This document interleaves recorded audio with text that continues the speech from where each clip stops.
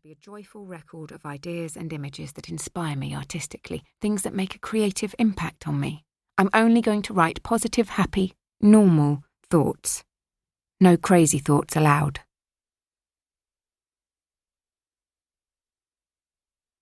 Part 1. He that has eyes to see and ears to hear may convince himself that no mortal can keep a secret. If his lips are silent, he chatters with his fingertips. Betrayal oozes out of him at every pore. Sigmund Freud, Introductory Lectures on Psychoanalysis. Chapter 1. Alicia Berenson was 33 years old when she killed her husband. They had been married for 7 years. They were both artists. Alicia was a painter and Gabriel was a well-known fashion photographer. He had a distinctive style, shooting semi-starved, semi-naked women at strange, unflattering angles. Since his death, the price of his photographs has increased astronomically. I find his stuff rather slick and shallow, to be honest. It has none of the visceral quality of Alicia's best work. Of course, I don't know enough about art to say whether Alicia Berenson will stand the test of time as a painter.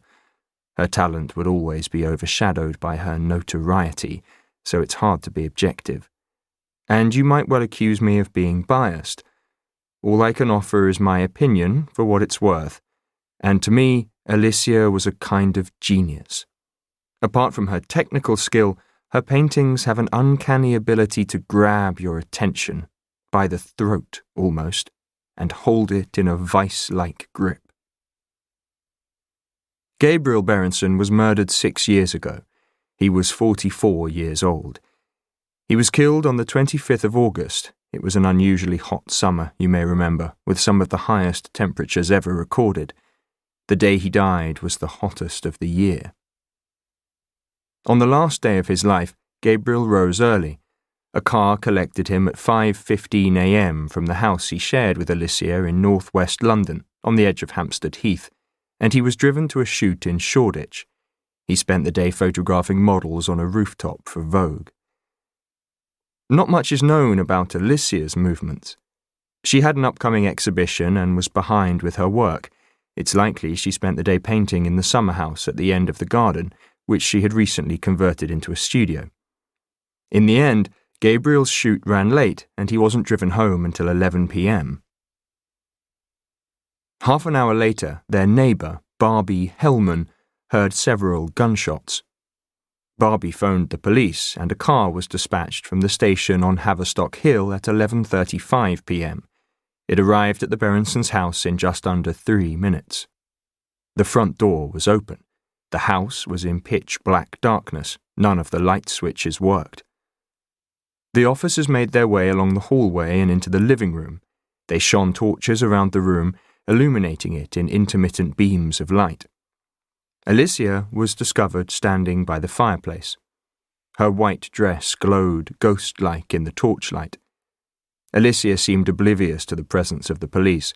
She was immobilized, frozen, a statue carved from ice, with a strange, frightened look on her face, as if confronting some unseen terror.